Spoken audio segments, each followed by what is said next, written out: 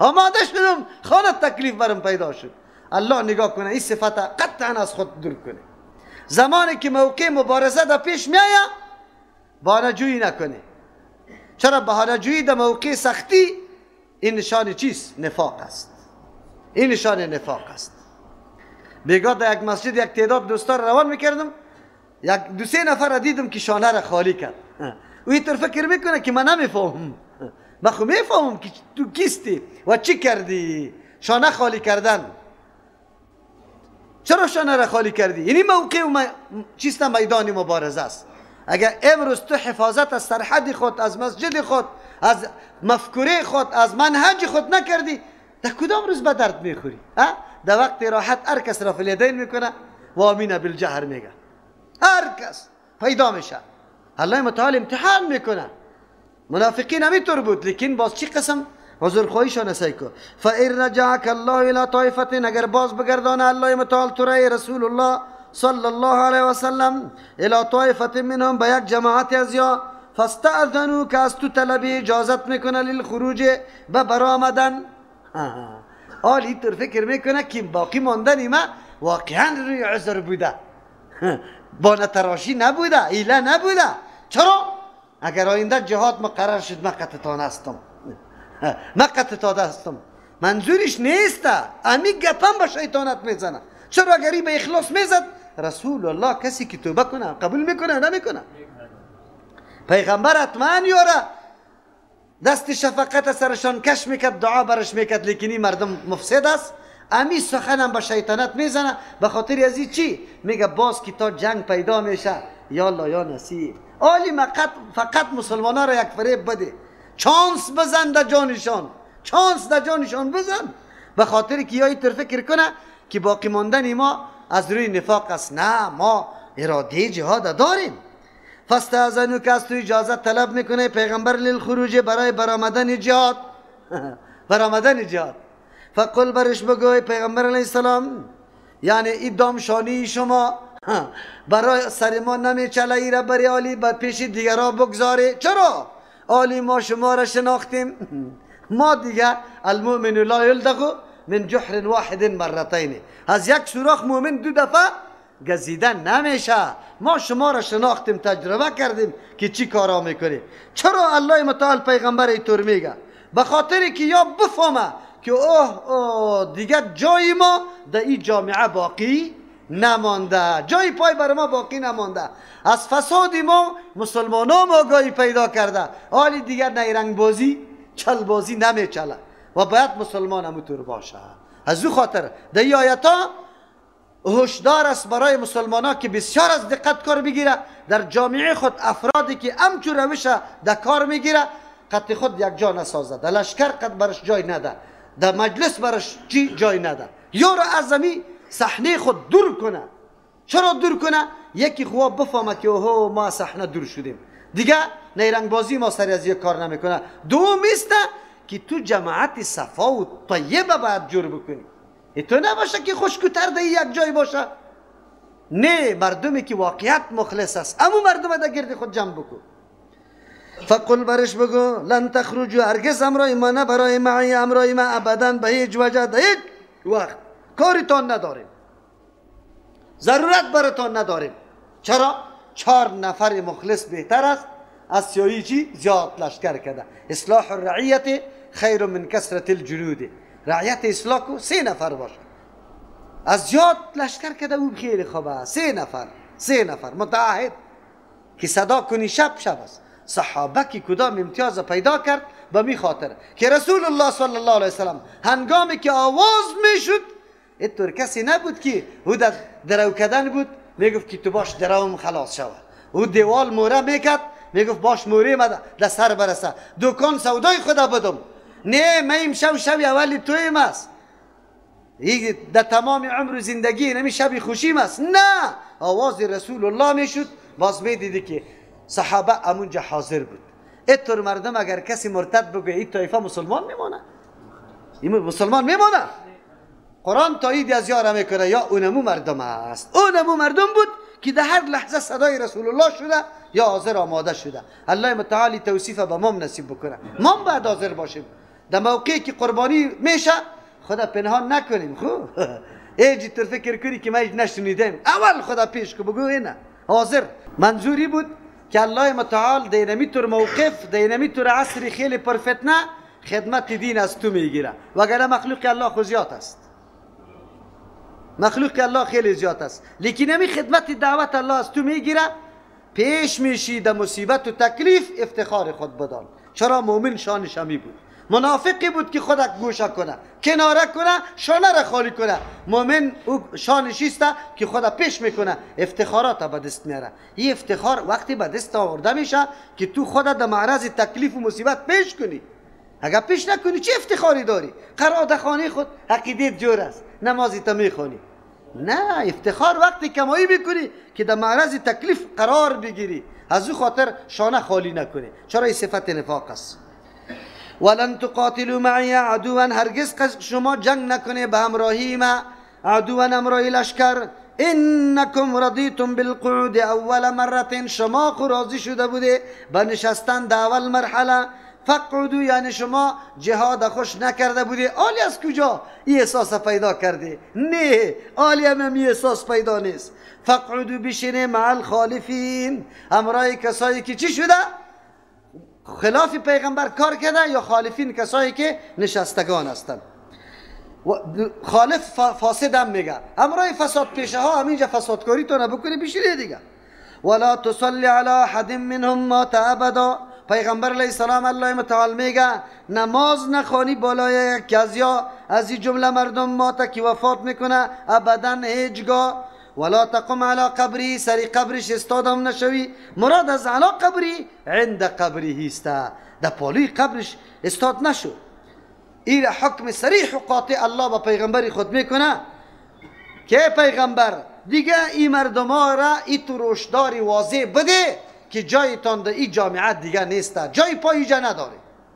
آلی دیگه خدا بکشه. چرا؟ رسوا شدی، امتحان خدا دادی، شما جز از فساد دیگه کار نمیکنی. اینمی دستور برای کل مسلمان هسته که کسایی که در جامعه دورنگی کرده رایست یک موقع راحت اول نمره است، این طور لاف میزنه که پرسان نکن که وقت سختی میه سعی میکنی در اتاق پت است بستره بلیف سر خود کش کرده خور میزنه دیگهش چیسته؟ وی مریض هستم هجارت اینطور محکم میگیره. خیر است تو را نمیبریم تو را نمیبریم. اینطوری نکنی. در موقع خدمت الله متعال عمر دراز بده. یقینا در موقع خدمت دوستا زیاد امید ترجمه مرکز امید طور عادی جور نشده. این بسیار کارا خواست. این ترجمه پشتر چاپ میشه، این چی چسبانده میشه در هر جای. کی است که حاضر شوه؟ وقتی خدا بده، موقع خدا بده. و هر کس که هر جای پشتر هم میچسبانه یک دفعه خمولای مسجد سرش میبرایه که یوسو کی پشتر کی تیجا نمون اینطوری دو پارچت میکنم ایگه پارم میشنوه. الله برشان عمر زیاد بده. کسایی که زیاد محنت میکنه الله زیاد برشان سرفرازی نصیب بکنه. امی احساس داشته باشه، احساس خدمت همیشه در روحیتان باشه. دی فکر نباشه که دیگران خدمت کنه. رسول الله صلی الله علیه وسلم صحابی خدا چی تعلیم داده بود؟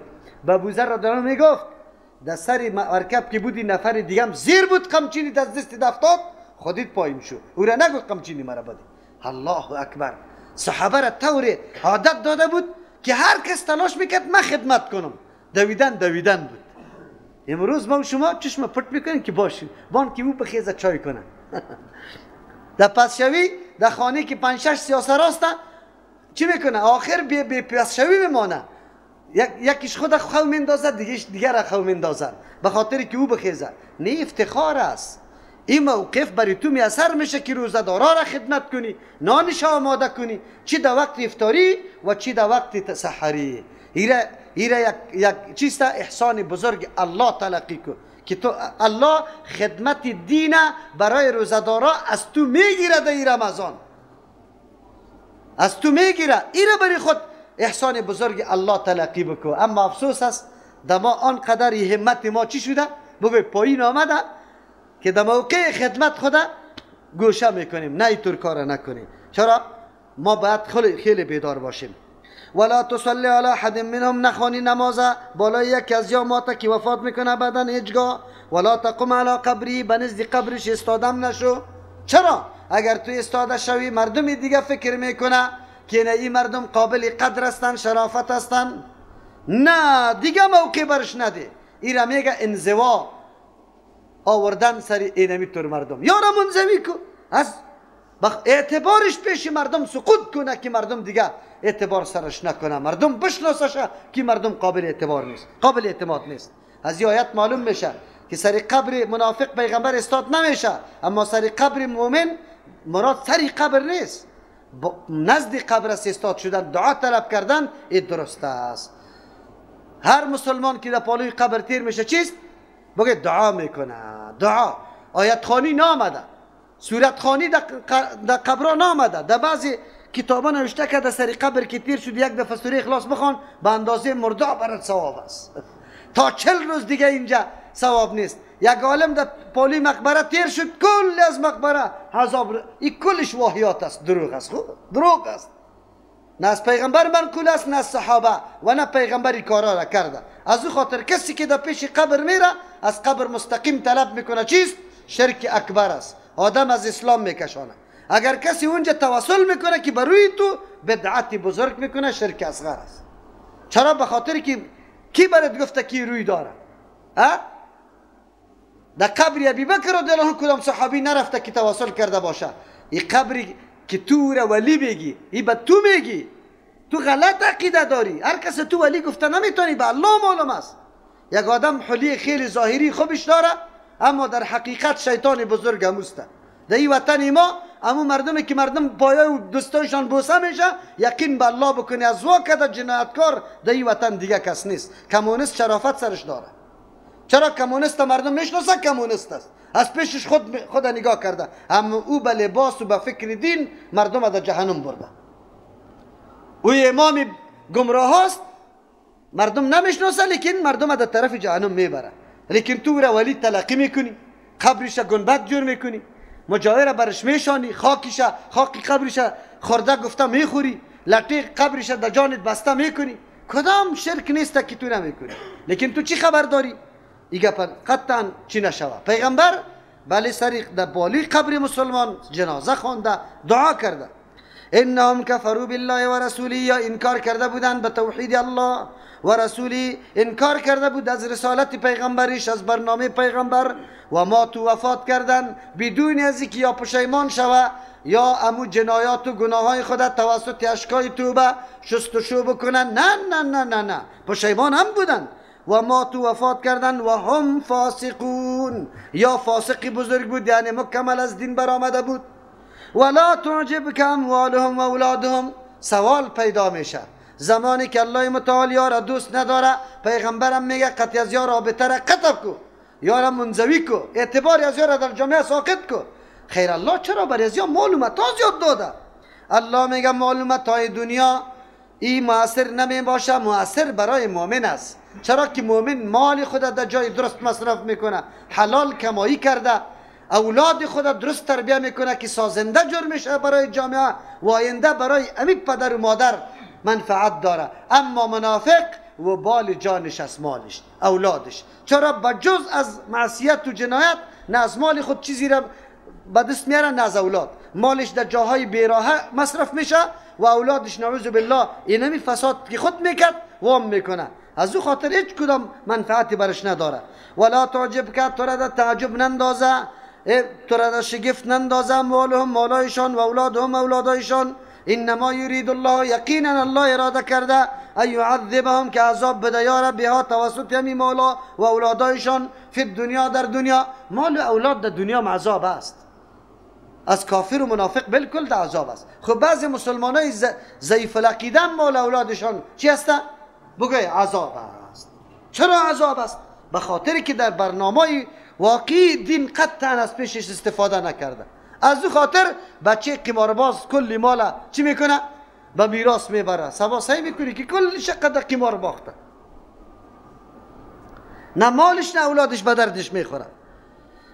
و تزهق انفسهم و هم کافرون، امی مال و اولادی را فرفته کرد، دلبستگی زیاد به این مال اولاد کرد، هیچ توجه به آخرت نکرد که نکرد توجه. و تزهق انفسهم، هلاک میشه نفسانشان، و هم کافرون، در حالی که در حالت کفر می باشه. اگر همین مال اولاد نمی بود شاید یک کمی تفکر میکرد. انسان که یک کمی غریب شود توجه میکنه در حالات خود، در دنیا و در گپا.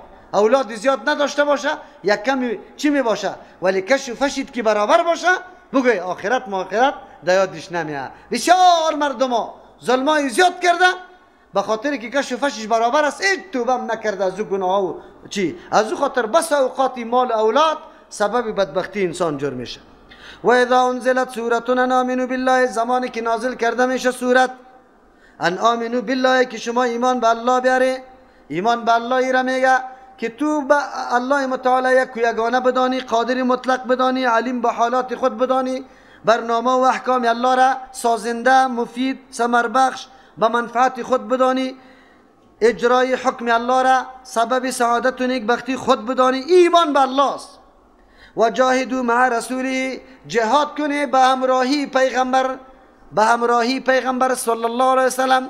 به همراه پیغمبر جهاد نکنی به همراهی پیغمبر.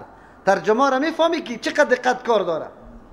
اگر بگویی که و جاهدوا جهاد کنه مع رسوله، همراه پیغمبر جهاد کنه، معنا غلط میشه.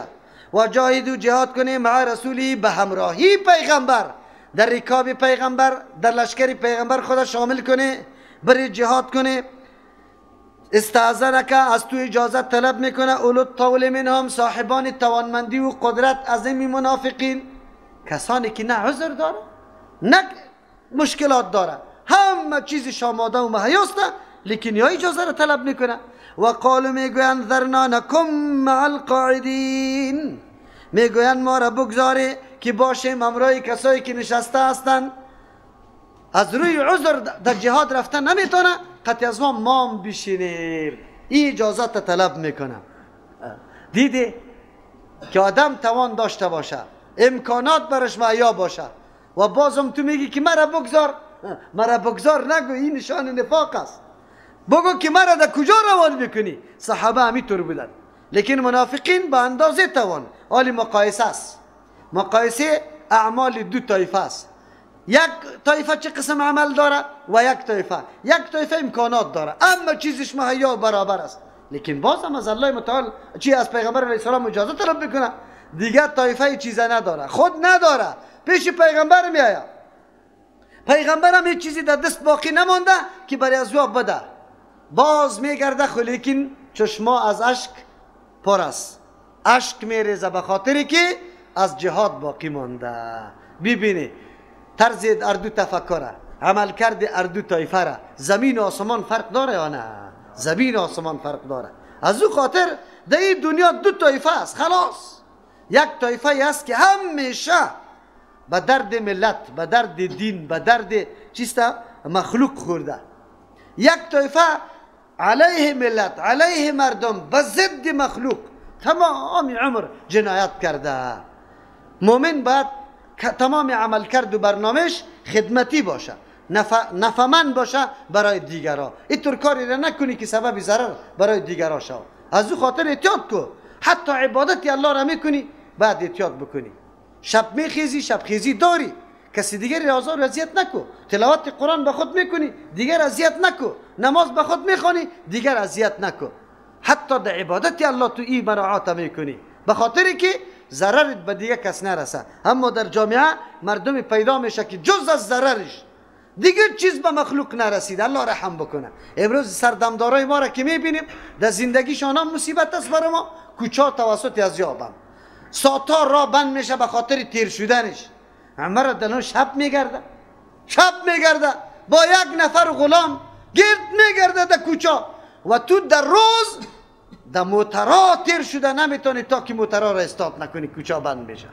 خیرینالی خودت قیاس کن. آینه در پیشت است جناب، اگر رئیس هستی که اگر وزیر هستی اگر وکیل هستی، تو امروز آزاد گشته نمیتونی، قید در قید هستی. روزی قیامت میآید. حالی خود بادیگارد داری، چهار طرف دو کوچه او را تواچی میگم، تواچی ها استاد میشه، مخابرکات دست. الا نمونه الا اینطور خطا می باشه که تو میگی اسرائیل آمده، همین طور خطا می باشه. امی ترسی که یا از اینمی ها داره که از الله داشته باشه یقینا جنت نصیبشان است. از الله نمی ترسه، نماز نمی خونه. تو امروز یعنی قدر گپا سبا روز دو قبر تنها میری، تنها. این حالی عمرت محاسبه کو که ضرر به مردم بود یا نه که نفع به مردم بود. تو نشود که مرگی توم سبب ضرری مردم شود، مرگی توم بعد از مرگم به مردم ضرر رسانده شود، بسیار دقیق شود. انسانی دنیا تیر میشه.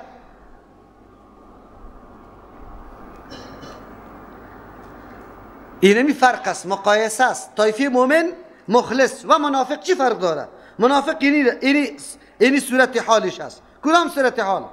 و اذا انزلت سورتون، زمانی که نازل کرده میشه سورت، ان آمنو که دری حکم کرده میشه که ایمان بیاره بالله، به الله تسلیم شوی به احکامش، و جاهدو جهاد کنی مع رسولی، به همراهی پیغمبرش. استاذنک اجازه طلب میکنه از توی پیغمبر علیه السلام، اولو الطول منهم، صاحبان توانمندی و قدرت از همین منافقین. و قالو میگویند، شرمشام نمیه، خجالت هم نمیکشه، زرنا ما را بگذاره، نکم مع القاعدین، که همراه زنا باشیم، همراه زنا باشیم، نعوذ بالله. ردو بی یکونو، خوش هستند به یکی باشه مع الخوالف، همراه کسایی که پشتی سر باقی مانده زناست، مردمانی که معذور است، شرلنگ اینطور مردم است. یا هم میخواه قطع از وا باشه. چرا؟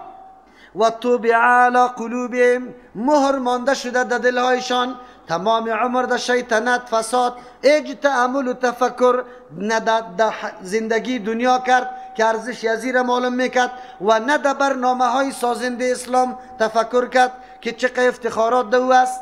از دو خاطر یا مسلسل شیطنت و فساد در پیش گرفت، آلی دیگه سری قلبش چی شد؟ مهر مانده شده. فهم لا یفقهون، این مردم این نقصانی عظیمی را که مرتکب شده ای را نمیدانه. رفتن در جهاد خیلی افتخار بود، سعادت دارین حاصل میشد، تو گرفتی ای را از دست دادی.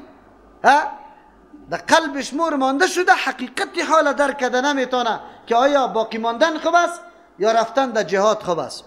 لکن الرسول، ایخو یک طایفه منافقین شد. بالمقابل مؤمنای مخلص الله صفاتش بیان میکنه. لکن الرسول، لیکن پیغمبر علیه السلام همتشان چقدر بالاست. منافق چی همت داره و مسلمان چی همت داره؟ همت مسلمان الله بیان میکنه. لکن الرسول، لیکن پیغمبر، والذین آمنو، کسانی که ایمان آورده، معه، به همراهی پیغمبر، جاهدو باموالهم، جهاد میکنه به مالای خود، و انفسهم، به نفسای خود، افتخار میدانه، سرفرازی میدانه. و اولئک، اینمی مردم، لهم الخیرات، کلی کارای نیکی برای از یاست. در هر میدان نیکی میبینی که یا پیشتاز است، اول نمره است. چرا؟ درک میکنه، این را افتخار خود میدانه که الله وقتی این توفیق خدمت از ما میگیره، از این که در مقام و منزلت بالا دیگه چیست؟ بس امی که در خدمت دین قرار گرفتی. سلفی های ما میایه منت احسان سر ما میگذاره، چی میگه؟ رفع الیدین میکنم. رفع الیدین میکنیم، زن برات بگیریم، چی بکنیم؟ کدام خانه مینداری و چی را؟ احسانت برات پرتیم. شکری الله را بکش که الله از تو خدمت دین گرفته، بسیط است.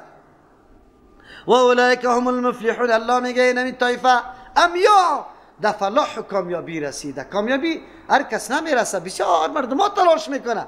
کامیابی معلوم شد که در چی؟ قربانی دادن جان و مال در راه کی؟ الله متعال. جانم بده، مالم بده در راه الله، اینی کامیابی است.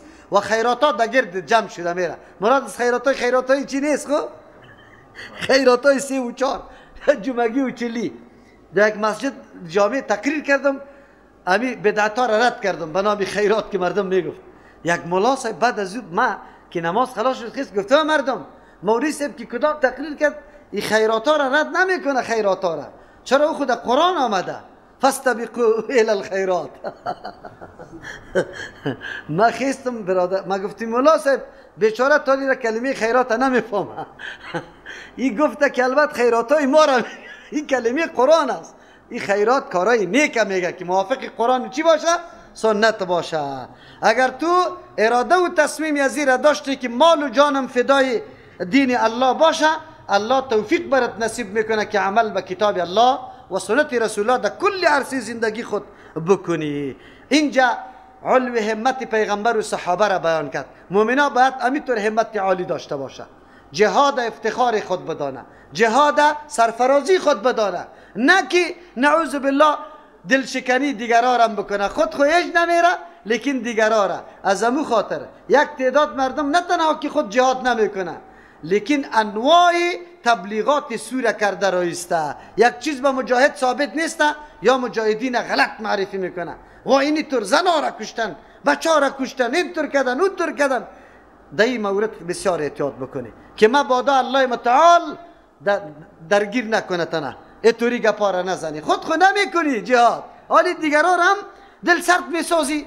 نکنی طور کارا. جهاد فخر و افتخار مسلمان است. اعد الله لهم، آماده کرد الله برای ایتور مجاهدین، ایتور مردما، جنات باغات تجری که روان می باشه من تحت الانهار، در زیر درختها و قصرهایش، جویا خالدین فیها، همیشه در او می باشه. چرا آدم در جهاد نمیره؟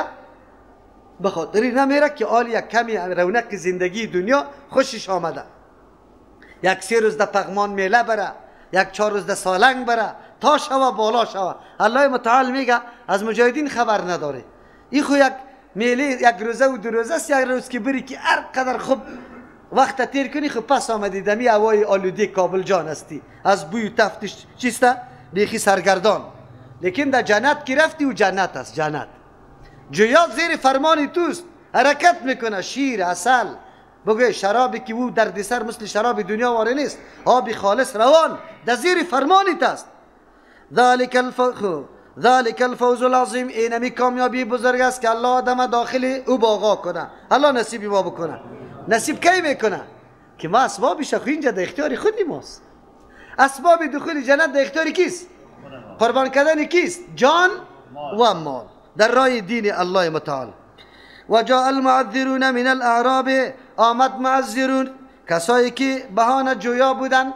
معذر کسی را میگه به معنای معتذرون است که به زور عذر به خود جور کرده، اصلی حقیقتی عذر نیست. آمدن بهانه جویان، عذر تراشا، من الاعراب، از مردمای بدیهاتی، لیوذن لهم، که اجازت برشان داده شود که در جهاد نروه. و قعد الذین کذبوا الله و رسوله، نشستن کسانی که دروغ گفته بودن به الله و رسول الله، در ایمان خود نعوذ بالله در عذر خود دروغ گفته بودن. او مردم نشستن در جهاد نرفتن. سیصیب الذین کفروا منهم، زود است که برسه به او کسانی که کافر هستند از یعنی در دل ایمان نا آورده.